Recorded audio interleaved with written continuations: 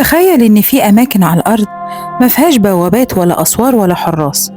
اللي يدخلها مش لازم يموت، لكن ببساطة مش هيعرف يخرج تاني، مش لأن في حاجة ماسكة الناس جوه، لكن لأن الطبيعة نفسها مصممة بمنطق اللي يدخل يفضل جوه. في الفيديو ده هنزور أخطر الأماكن اللي البشر حاولوا يقربوا منها وكتير منهم اختفى للأبد. أول مكان معانا النقطة نيمو. أبواب الخروج اتقفلت قبل ما تدخلها، في وسط المحيط الهادي عند نقطة جغرافية اسمها نقطة نيمو. النقطة دي أبعد مكان عن اليابسة على سطح الأرض. أقرب إنسان ليك هناك مش على الأرض، لكن ممكن يكون في محطة في الفضاء الدولية فوقك. نقطة نيمو ما فيهاش سجون هتقفل عليك، فيها حاجة أبشع من السجون، فيها الفراغ.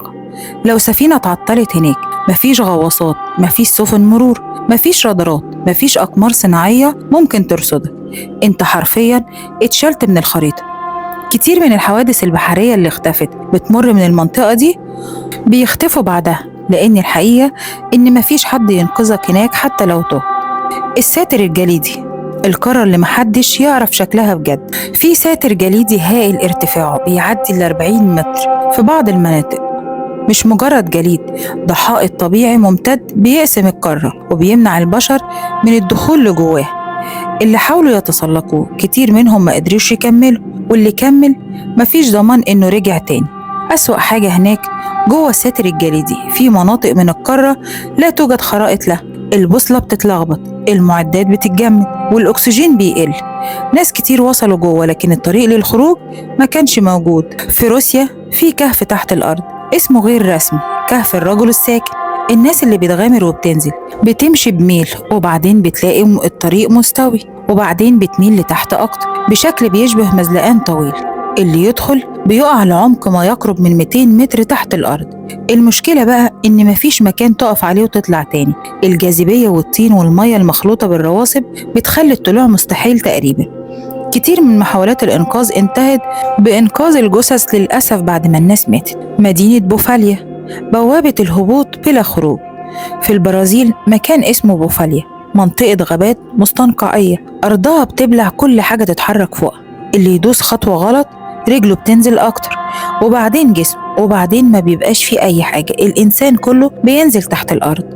الأهالي بيقولوا إنها مدينة الأرواح اللي بتاخد اللي يدخلها وما بترميهوش برا تاني، لكن العلماء ميالين للتفسير أبرد. الأرض هناك بتسحب جسم الإنسان زي الرمال المتحركة، لكن الفرق إن الرمال دي ما بتطلعش ضحاياها تاني. بحيرة نطرون، البحيرة اللي بتتحول لمتحف جيولوجي. في تنزانيا في بحيرة كاتبة عقد مع الموت، مياهها فيها نسبة قلويات عالية جدا لدرجة إنها بتحنط الطيور والحيوانات اللي بتقع فوقها. اللي يدخلها مش بيتحلل، بيتجمد ويتحول لتمثال طبيعي كأنه موميا، وأي حد غلط ودخلها بيفضل جوه، ولما بيطلع كأنه قطعة خشبية مش بني آدم. في شمال أثيوبيا في منطقة اسمها دانكيل، درجة الحرارة فيها بتوصل ل55 درجة في النهار. الأرض نفسها بتطلع غازات سامة، والعلماء بيقولوا المكان ده هو أقرب شكل لجهنم على سطح الأرض. العلماء بيقولوا إن أي حد بيدخل فيها من غير معدات في الغالب ما بيرجعش منها تاني. في كل مرة بنقول إن الأرض اتصورت بالكامل، وإن كل مكان بقى معروف. تلاقي الطبيعة بتطلع بقائمة جديدة من الأماكن اللي بتقولك أنا لسه عندي أسرار. أماكن الدخول ليها بيبقى باختيارك، لكن الخروج منها مش بيبقى دايما بقرارك. لو عجبك الفيديو اشترك في القناة واستنى فيديوهاتي اللي جاية.